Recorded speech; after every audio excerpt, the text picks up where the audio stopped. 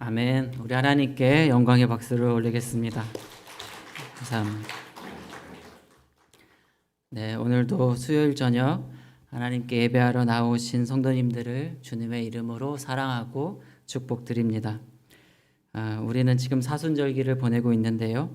오늘은 예수님께서 걸어가신 십자가의 길, 그 길의 뜻과 의미에 대해서 같이 좀 나눠보려고 합니다. 보통 사람들은 사순절이 다가오면 예수님께서 얼마나 큰 고통과 순환을 당하셨는가를 많이 묵상하고는 합니다. 그런데 오늘 우리가 같이 좀 나눠보고 싶은 것은 예수님께서 얼마나 큰 고난과 아픔을 겪으셨는가, 여기에 집중하기보다 그렇게 아픔과 고난을 당하실 때 예수님의 마음은 어떠하셨는가, 예수님께서 십자가의 길을 그 고난을 뚫고 지나가실 때 어떠한 마음을 가지고 어떠한 뜻을 가지고 걸어가셨는가, 오늘 거기에 집중을 해보고자 합니다. 그리고 그 십자가의 길을 걸어가시는 예수님의 마음을 통해서 그 십자가와 순환 안에 담겨져 있는 더 깊은 의미가 우리 안에 오늘 새겨지게 되기를 소망합니다. 사진을 하나 제가 가져왔는데요. 2004년에 나온 패션 오브 크라이스트라는 영화입니다. 패션 오브 크라이스트라는 뜻은 그리스도의 순환이라는 뜻을 가지고 있는데요. 한국에서는 2017년에 재개봉하기도 했습니다. 그리스도인이라면 누구든지 전체 영상이든지 짧은 영상이든지 한 번쯤은 봤을 만한 그런 유명한 영화입니다. 죄송합니다. 이 영화가 유명해진 이유가 여러 가지가 있는데요. 먼저는 저 패션 오브 크라이스트라는 영화가 성경적으로 그리고 문화적으로 역사적으로 고증이 굉장히 잘 되어 있다는 점입니다. 성경에 있는 내용들을 충실하게 반영해서 저 시대적 문화들을 잘 반영해서 만들었다는 점이 있고요. 또 두 번째는 예수님께서 순환당하시는 장면들이 여과 없이 드러나 있습니다. 그래서 한편으로는 굉장히 잔인한 장면처럼 느껴지기도 하지만 한편으로는 그만큼 예수님께서 당하신 고난이 얼마나 큰 아픔이었는지, 또 한편으로는 그만큼 우리의 죄에 대한 대가가 얼마나 엄청난 것이었는지를 잘 보여주는 그런 영화입니다. 그런데 이런 잔인한 장면들이 시각적으로나 정서적으로 너무 우리에게 충격을 주다 보니까 오히려 한편으로는 그 십자가를 지고 걸어가시고 있는 예수님의 그 마음, 예수님의 속마음, 우리를 향한 뜻, 이런 것들이 한편으로는 좀 묻혀버리는 그 반작용도 있다고 저는 생각을 좀 하고 있습니다. 오늘 그 십자가의 길의 그 뜻과 의미를 같이 알아보려고 하는데요. 성령님께서 성도님들의 각 사람 마음속에 그 마음을 조명하여 주시기를 바랍니다.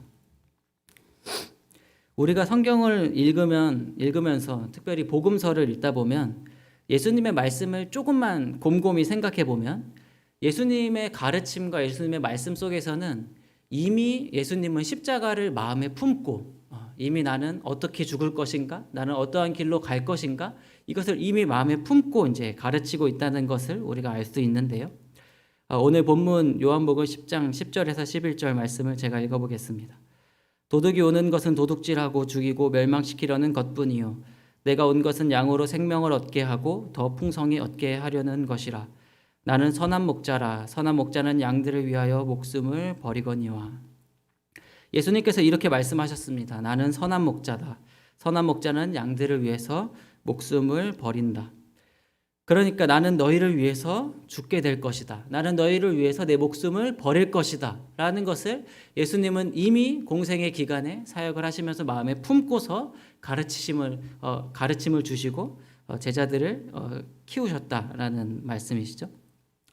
나는 생명의 떡이다라는 말씀도 똑같고 예수님께서 하시는 순환 예고들을 보면은 예수님은 이미 그 길을 계속해서 가고 계셨다라는 것을 알 수 있습니다.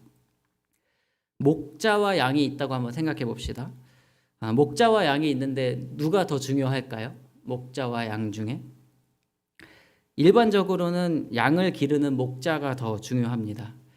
만약에 둘 중에 한 명이 생명을 잃고 다른 한쪽을 살려야 한다면 우리가 일반적으로 생각하기에는 양이 죽음으로써 목자를 살찌게 하거나 부유하게 해주는 것이 맞습니다. 목자가 양을 귀하게 여기는 것은 양이 목자의 재산이기 때문에 그렇습니다. 창조주와 피조물이 있습니다. 누가 더 중요할까요? 일반적으로 생각하면 창조주가 피조물보다 더 중요합니다. 피조물은 창조주에 의해서 피조된 존재일 뿐이기 때문입니다. 만약에 둘 중에 한쪽이 살기 위해서 한쪽이 죽어야 한다면 누가 죽어야 할까요? 창조주에 의해서 피조된 피조물이 죽어야 하는 것입니다. 그런데 만약에 이 관계가 부모와 자녀의 관계라면 이야기가 조금 달라집니다. 자녀들은 부모님을 통해 세상에 나오게 됩니다. 일반적으로 자녀는 부모의 보살핌 아래서 자라게 되지요. 만약에 두 사람이 물에 빠졌습니다. 부모 중 한 사람과 자녀. 구명보트에 딱 한 명만 탈 수가 있습니다. 한 명만 살 수가 있습니다. 누구를 살리게 될까요? 한 사람의 희생을 통해서 한 사람이 구원을 받을 수 있다면 누가 누구를 구하고 기꺼이 생명을 버리겠습니까? 주저 없이 부모가 자기 자녀를 위해 생명을 버리는 것입니다. 안타깝게도 지금 이 시대에는 이런 부모의 사랑이 깨지는 경우가 참 많이 있습니다. 그래서 혹 우리의 육신의 부모도 연약한 인간인지라 우리가 육신의 부모에게 그런 사랑을 받을 수 없다 하더라도 우리의 참 아버지가 되시고 우리의 참 부모가 되시는 하나님은 자녀인 우리를 위해서 기꺼이 자신의 생명을 버리신다는 말입니다. 하나님께서 저와 여러분을 그렇게 사랑하셨습니다. 창조주이자 전능자이신 하나님께서 이 작은 피조물들을 사랑하셔서 기꺼이 이 땅에 인간의 몸을 입고 내려오셨습니다. 그리고 자신의 생명을 기꺼이 고난과 순환 가운데 던져 넣으셨습니다. 이것이 우리를 향한 하나님의 예수님의 적극적인 사랑이었습니다. 제가 아까 그 패션 오브 크라이스트라는 영화를 보면서 계속 들었던 생각이 있었습니다. 예수님께서 채찍질을 심하게 맞으시고 계속 조롱을 당하시고 모진 그 매를 맞으십니다. 계속 쓰러지시는데 예수님께서 다시 일어나셔요. 다시 일어나시고 그 다음에 십자가를 지고 계속 올라가는데 힘이 없어서 계속 쓰러집니다. 쓰러지는데 예수님께서 다시 일어나세요. 다시 일어나서 십자가를 지고 다시 지고 끝까지 골고다 언덕으로 올라가십니다. 제가 그 영화를 보면서 이런 생각이 들었는데요. 너무 모질게 고난을 받으시니까 그 예수님께서 어차피 올라가서 죽는 건데 올라가서 십자가를 지고 올라가서 골고다 언덕에서 이제 죽을 건데 그냥 채찍질 맞고 그 자리에서 난 더 이상 못 가겠다 이렇게 나자빠지는 이렇게 표현이 너무 경솔하지만 이렇게 난 못하겠다 이렇게 포기할 수도 있을 것 같은데 예수님께서 왜 자꾸 일어나시는 건가? 왜 자꾸 일어나서 끝까지 골고다 언덕으로 올라가시는 건가? 이런 고민을 계속했습니다. 제가 그렇게 고민하고 있을 때 문득 하나님이 이런 그 마음을 깨닫게 해주셨는데요. 예수님께서 떠밀려서 억지로 십자가를 지금 지고 가고 있는 것이 아니라 예수님께서 자발적으로 의지적으로 주체적으로 이 십자가를 지고 골고다 언덕 끝까지 올라가고 있다라는 것입니다. 누가 억지로 지게 한 거였으면 포기할 수도 있죠. 나는 못 갑니다. 이제 이렇게 할 수 있는데 예수님이 스스로 나아가고 있었다는 것입니다. 로마 군인들의 조롱과 채찍질을 예수님께서 물리칠 힘이 없어서 그대로 당하고만 계신 것이 아니라 스스로 저들에게 저항하지 않기로 그리고 자신을 채찍질하는 그 사람들을 위해서 기도하시기로 예수님께서 스스로 작정하셨다라는 것입니다. 이사야서 53장 12절 하반절인데요. 제가 읽겠습니다. 이는 그가 자기 영혼을 버려 사망에 이르게 하며 범죄자 중 하나로 헤아림을 받았음이니라. 그러나 그가 많은 사람의 죄를 담당하며 범죄자를 위하여 기도하였느니라. 예수님의 십자가는 우리를 향한 그리고 무지한 죄인들을 향한 자발적이며 적극적인 사랑이었습니다. 그리고 그것을 오늘 본문에서는 스스로 생명을 버리노라 이렇게 표현하고 있습니다.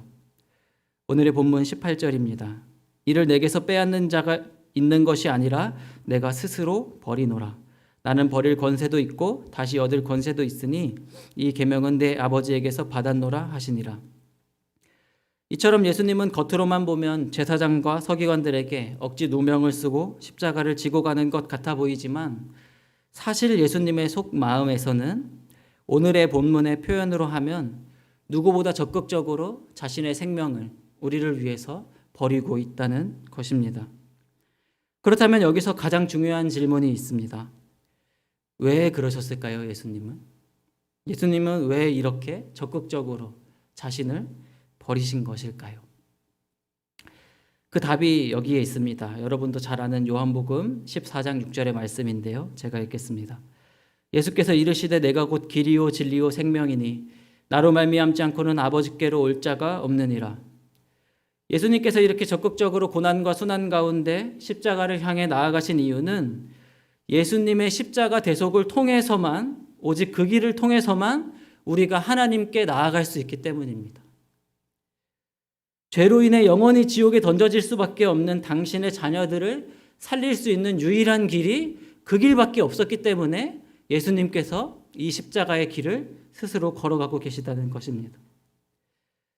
예수님께서는 쓰러질 때마다 다시 일어나셔서 기꺼이 자신의 생명을 던지며 그 십자가의 길의 끝까지 골고다 언덕으로 향해 걸어가셨습니다. 그리고 마침내 나무에 달린 자는 저주를 받았다고 일컬어지는 그 십자가 위에서 우리의 모든 죄를 대신 지시고 우리의 모든 저주를 대신 지시고 하나님의 외면을 받으시며 끝내 모든 것을 이루셨습니다. 예수님이 오시기 700년 전 이사야 선지자는 그리스도께서 하실 사역을 이렇게 예언하였습니다. 이사야 53장 5절입니다. 우리 함께 읽어보겠습니다. 시작. 그가 찔림은 우리의 허물 때문이요 그가 상함은 우리의 죄악 때문이라. 그가 징계를 받음으로 우리는 평화를 누리고 그가 채찍에 맞음으로 우리는 나음을 받았도다. 예수님께서 채찍에 맞으신 것, 예수님께서 찔리신 것은 우리의 허물 때문이고 예수님께서 상하신 것은 우리의 죄악 때문인데 예수님께서 스스로 징계를 받으러 나가신 이유는 우리가 하나님과 평화를 누릴 수 있게 하기 위함이었고 예수님께서 다가오는 채찍을 피하지 않으신 이유는 예수님께서 채찍을 맞으심으로 죄로 더러워진 우리들을 낫게 하기 위함이었던 것입니다. 예수님의 이 크신 사랑이 바로 나를 위한 것임을 알기 위해서 제가 짧게 제 간증을 섞은 예화를 하나 들어보려고 하는데요. 혹시 성도님들 중에 물에 빠져본 경험이 있으신가요? 네. 저는 있습니다. 저는 예전에 그 캄보디아 단기 선교를 갔다가 제가 깊은 그 호수에 빠진 적이 있습니다. 수심이 정확히 기억이 나진 않는데요. 한 최소 3m 이상은 됐던 것 같습니다. 제가 그 지역의 현지인들을 대상으로 하는 최초의 세례식이 열릴 때였습니다. 그래서 저도 그 세례식을 보고 싶어서 그곳에 교회가 세워지고 최초의 세례식이 열리는 그곳으로 저도 이제 참관을 하러 이제 갔었습니다. 거기서 이제 침례를 했었는데요. 그 사람들에게 세례식이 끝나고 이제 자유 시간을 갖다가 이제 기념 촬영을 하던 중에 이제 여차저차해서 제가 이제 물에 빠졌습니다. 물에 빠지고 난 뒤에 제가 어떻게 됐을까요? 다행히 지금 보시다시피 살았습니다. 누군가가 저를 구해줬습니다. 그래서 제가 다행히 죽지 않고 살아서 이곳에 있습니다. 그런데 저를 그 깊은 물에서 구해준 그 사람은 살았을까요? 죽었을까요? 네, 감사하게도 살았습니다. 그분도 살았습니다. 근데 제가 오늘 설교를 준비하면서 문득 이런 생각이 들었습니다. 제가 상상력이 조금 좋은 편인데요. 우리 성도님들도 오늘 저와 함께 좀 거룩한 상상력을 한번 함께 발휘해 보시기를 바랍니다. 한번 이렇게 상상해 보시면 좋겠습니다. 여러분 앞에 수심이 아주 깊은 물이 있습니다. 그 수심이 깊은 물에 여러분이 지금 빠져 있다고 한번 상상해 보십시오. 그리고 여러분의 몸에 아주 무거운 나무 십자가가 다 메어져 있는 것입니다. 우리는 스스로 이 깊은 물에서 빠져나올 능력이 없습니다. 그냥 그렇게 가라앉고 있을 뿐이죠. 그렇게 여러분은 지금 나는 깊은 물가로 빠져가고 있습니다. 그런데 그 순간 어느 누군가가 첨벙하면서 내가 빠져있는 깊은 호수로 자기의 몸을 던졌습니다. 그분이 바로 예수님입니다. 그리고 내 몸을 감고 있던 그 십자가의 줄을 예수님께서 허겁지겁 풀기 시작하셨습니다. 그런데 그 줄을 다 풀었는데, 내 몸을 붙들고 있던 그 십자가를 묶여있던 줄을 다 풀었는데도 이 십자가가 내 몸에서 떨어지질 않습니다. 왜냐하면 그 십자가는 내가 지금까지 지은 죄에 대한 대가이기 때문입니다. 그 십자가를 뗄 수 있는 유일한 방법이 있습니다. 누군가가 그 죄를 대신 지는 것입니다. 그래서 예수님께서는 주저없이 내가 대신 지겠다 결정하셨습니다. 그리고 스스로 나를 살리시고는, 스스로 우리를 살리시고는 나의 죄의 삭슬 대신 지시고 자신의 생명을 그 깊은 물 가운데 던지셨습니다. 사랑하는 상일교회 성도 여러분, 그렇다면 그 사랑을 받은 우리들을 향한 하나님의 뜻은 무엇일까요? 그 십자가를 걸어가시는 예수님의 뜻과 마음은 무엇일까요? 여기 하나님께서 저와 여러분에게 주시는 권면의 말씀을 한번 귀 기울여 들어보시기 바랍니다. 요한일서 4장 11절입니다. 사랑하는 자들아, 하나님이 이같이 우리를 사랑하셨은즉 우리도 서로 사랑하는 것이 마땅하도다. 요한복음 15장 12절입니다. 예수님께서 하신 말씀입니다. 내 계명은 곧 내가 너희를 사랑한 것 같이 너희도 사랑하라 하는 이것이니라. 예수님께서 우리를 사랑하신 것처럼 서로 사랑한다는 것은 어떤 사랑을 말하는 것일까요? 오늘 예수님께서 우리를 어떻게 사랑하셨는지 예수님의 사랑의 세 가지 특징을 나누고 오늘 말씀을 맺고자 합니다. 예수님의 사랑의 첫 번째 특징은 예수님의 사랑은 허물을 덮어주는 사랑입니다. 베드로전서 4장 8절입니다. 무엇보다도 뜨겁게 서로 사랑할지니 사랑은 허다한 죄를 덮느니라. 예수님의 사랑은 허물을 덮어주는 사랑입니다. 남의 허물을 들춰내거나 떠벌리는 것은 사랑이 아닙니다. 세상에 허물이 없는 사람은 없습니다. 겉으로 보면 아무리 경건한 것처럼 보이는 사람도 그 마음속에 또 살아온 인생 속에는 다 허물이 있습니다. 저도 허물이 많습니다. 그런데 누군가를 사랑한다는 것은 무엇입니까? 예수님께서는 우리를 어떻게 사랑하셨습니까? 우리의 죄와 허물을 들춰내지 않고 덮어주셨습니다. 그리고 우리가 서로 허물을 덮어주는 사랑을 하리라. 너희도 그렇게 사랑하라. 이렇게 말씀하셨습니다. 누군가는 이렇게 질문할 수도 있을 것 같습니다. 허물이나 잘못된 점이 있다면 이야기해주고 고칠 수 있도록 하는 것도 사랑 아닙니까? 맞습니다. 그런 방식도 사랑의 하나의 방식이죠. 다만 그렇게 이야기해주기 전에 내가 그 사람을 정말 사랑하고 있는가? 내가 정말 그 사람을 위해서 지금 이것을 이야기하고 있는가? 정직하게 고민해보고 기도해 보시기를 바랍니다. 예수님의 사랑의 두 번째 특징은 자신을 내어주는 사랑입니다. 요한일서 3장 16절입니다. 그가 우리를 위하여 목숨을 버리셨으니 우리가 이로써 사랑을 알고 우리도 형제들을 위하여 목숨을 버리는 것이 마땅하니라. 예수님께서 우리를 사랑하실 때 내가 너를 사랑한다 이렇게 말과 혀로만 하지 않으시고 행함과 진실함으로 자기를 내어주셨습니다. 누군가를 사랑한다는 것은 나의 것을 내어주는 것입니다. 사랑은 서로 똑같은 가치를 교환하는 등가 교환이 아닙니다. 그것은 거래죠. 때로는 내가 더 사랑받을 때도 있고 때로는 내가 손해를 보면서까지 사랑을 줄 때도 있는 것입니다. 오히려 우리 예수님의 사랑은 손해를 감수하는 사랑이 아니고 손해를 작정하는 사랑입니다. 예수님은 우리를 살리시기 위해서 자신을 버리시기로 작정하셨습니다. 그러므로 우리도 예수님의 사랑을 따라서 나의 시간, 나의 재정, 나의 에너지, 나의 마음을 서로에게 내어주실 수 있기를 바랍니다. 예수님의 십자가를 바라보며 우리도 오히려 손해를 작정하며 사랑하는 우리 성도님들 되실 수 있기를 바랍니다. 마지막으로 세 번째 예수님의 사랑은 존재적인 사랑입니다. 이것을 조금 다르게 이야기하면 그 사람 그대로 예쁘게 보아준다라는 것입니다. 아가서 1장 5절 말씀 제가 읽겠습니다. 예루살렘 딸들아 내가 비록 검으나 아름다우니 게달의 장막 같을지라도 솔로몬의 휘장과도 같구나. 이 구절은 아가서에 나오는 술람미 여인의 고백입니다. 술람미 여인은 포도원을 가꾸다가 피부가 검어지게 되었지만 그를 그 모습 그대로 아름답게 봐주는 신랑이 있었습니다. 우리 주님도 우리를 그렇게 사랑하신다는 것이지요. 저도 하나님께서 저를 너무너무 사랑한다고 믿고 있습니다. 예수님께서 저를 왜 이렇게 사랑하실까? 이런 생각을 저는 참 많이 해봤습니다.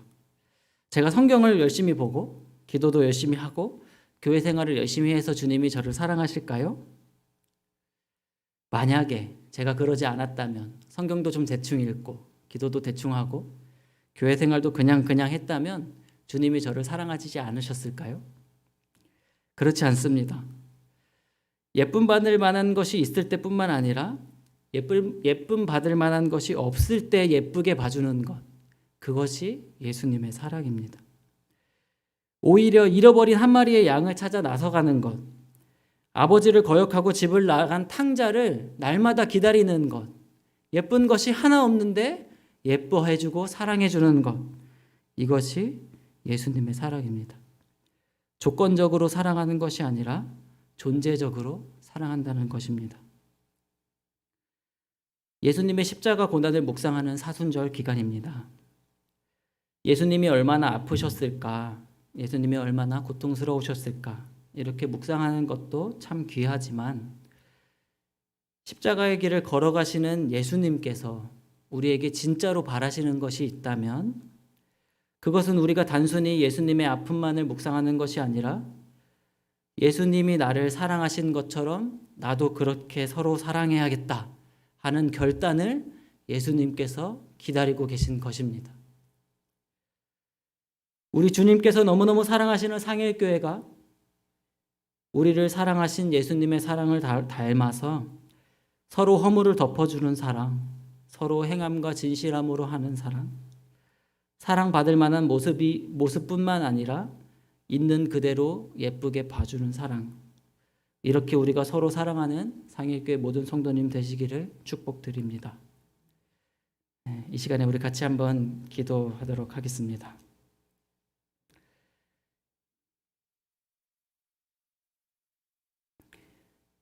사랑하는 자들아, 하나님이 이같이 우리를 사랑하셨은즉 우리도 서로 사랑하는 것이 마땅하도다. 우리 오늘 함께 기도할 때 우리 상일교회를 위해서 함께 기도하면 좋겠습니다. 주님, 우리가 서로 사랑하는 교회가 되게 하여 주옵소서. 우리가 서로 허물을 덮어주는 교회가 되게 하여 주옵소서. 우리의 시간과 물질과 힘과 마음을 들여 말과 혀로만 사랑한다 하는 것이 아니라 우리가 진실함으로 서로 사랑하는 교회가 되게 하여 주시고, 우리가 서로를 좋은 모습들만 자꾸 찾아내는 것이 아니라 있는 그대로 아껴주고 사랑해주는 상일교회가 되게 하여 주시며, 무엇보다 내가 그렇게 되어서 지금 내 옆에 있는 지체들을, 이 교회를 사랑할 수 있게 해달라고 같이 기도하면 좋겠습니다. 만약에 내 안에 그런 사랑이 없다고 느껴진다면 주님, 제 마음을 찢어주십시오. 하나님, 내 마음 가운데 주님의 마음을 주십시오. 주님, 성령 하나님, 우리 상일교회에 주님의 사랑을 부어주십시오. 이렇게 우리 주님께 매달리면서 한번 같이 기도하도록 하겠습니다. 같이 기도합니다. 사랑하는 하나님, 감사합니다. 하나님, 우리를 사랑하여 주시고 자신의 생명을 기꺼이 버리시기까지 십자가로 나아가신 주님의 길을